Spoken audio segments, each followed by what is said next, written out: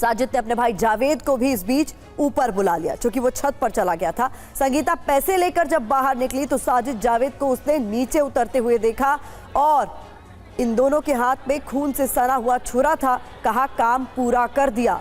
तो ये हैरान कर देने वाला डबल मर्डर केस बदायूं से सामने आया, जहां हाथ में छुरा देखकर संगीता चिल्लाई तो मोहल्ले वाले लोग इकट्ठा हुए और उसके बाद इस पूरे मामले की जानकारी पुलिस तक पहुंचाई गई। इस पूरे मामले में पिता की ओर से जो एफआईआर दर्ज कराई गई है उसमें एक एक डिटेल्स बताई गई हैं, क्या कुछ हुआ, कैसे हुआ, ये बताने की कोशिश की गई है। तो संगीता ने ऊपर जाकर देखा तो दोनों बच्चे खून से सने, उनकी लाश ऊपर पड़ी हुई थी। पीयूष जब पुड़िया लेकर आया तो जावेद ने उस पर भी हमला किया और जो एक बच्चा इस पूरे मामले का आई विटनेस है वो भी घायल है। साजिद को पुलिस के हवाले किया गया लेकिन वो फरार हो गया। तो एफआईआर में जो डिटेल्स है वो आपके सामने हम रख रहे हैं कि इस पूरे मामले में क्या कुछ हुआ है, परिवार की तरफ से क्या बताया गया है, किस तरीके से इस डबल मर्डर को अंजाम दिया गया है इन आरोपियों की ओर से। बदायूं डबल मर्डर केस में बड़ा खुलासा हुआ है। बता दें, हत्याकांड के बाद जावेद की पत्नी लापता बताई जा रही है। जावेद की पत्नी का नाम बबली है, जो कि लापता बताई जा रही है। इस डबल मर्डर केस के बाद आरोपी साजिद की पत्नी का नाम सना है। साजिद की पत्नी सना अपने मायके में मौजूद है। तो ये दो आरोपी इस पूरे मामले के, जिनमें से एक को तो इनकाउंटर में ढेर कर दिया गया है और अब इनको लेकर जो जानकारी सामने आ रही है वो हम आपको बता रहे हैं कि जो हत्याकांड के बाद जावेद है उसकी पत्नी लापता बताई जा रही है। उसका नाम बबली है। आरोपी साजिद की पत्नी का नाम सना है, जो कि अपने मायके में मौजूद है।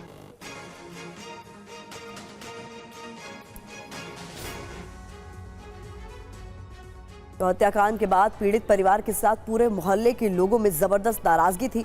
लोगों ने आरोपियों के सैलून में तोड़फोड़ की। ग्राउंड जीरो से संवाददाता पुनीत शर्मा की रिपोर्ट आपको दिखाते हैं।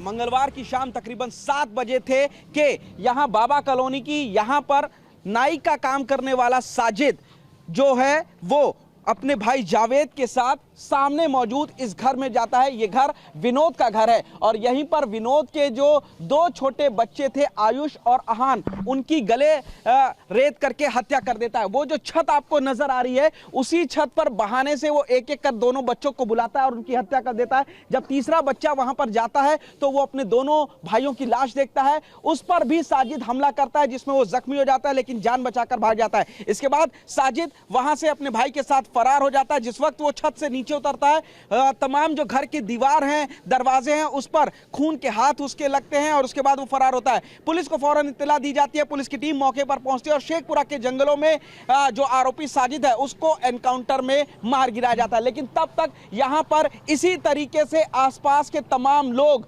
इकट्ठे हो जाते हैं, भीड़ इकट्ठा हो जाती है और उन लोगों में इस हत्या को लेकर के काफी ज्यादा आक्रोश था। जिसके बाद आपको दिखाएंगे कि साजिद की जो नाई की दुकान है, जो वो यहां पर सैलून चलाता था, इसमें जबरदस्त तोड़फोड़ की जाती है। ये वही दुकान है साजिद की जिसमें वो काम करता था और ठीक विनोद के घर के सामने था। अक्सर विनोद भी यहां पर आकर के वो बाल अपने कटवाता था। लेकिन इसके बाद जब गोसाई भीड़ यहां पर तोड़फोड़ करती है, तमाम जो सामान है उनको यहां पर आग लगा दिया जाता है। आप देखेंगे कि कई सारे सामान यहां पर नजर आएंगे, इनको भी आग के हवाले किया जाता है। कई बाइकों में तोड़फोड़ की जाती है। जिसके बाद यहां पर जो भारी पुलिस बल है और पैरामिलिट्री फोर्सेस है उसकी तैनाती कर दी जाती है। फिलहाल जो पुलिस का कहना है कि साजिद को तो एनकाउंटर में मार गिराया गया है, लेकिन अभी जो जावेद है उसको पकड़ने के लिए पुलिस की तमाम टीमें काम कर रही हैं। अभी तक ये पता नहीं लग पाया है कि आखिर जो हत्या दोनों बच्चों की गई है वो क्यों की गई है।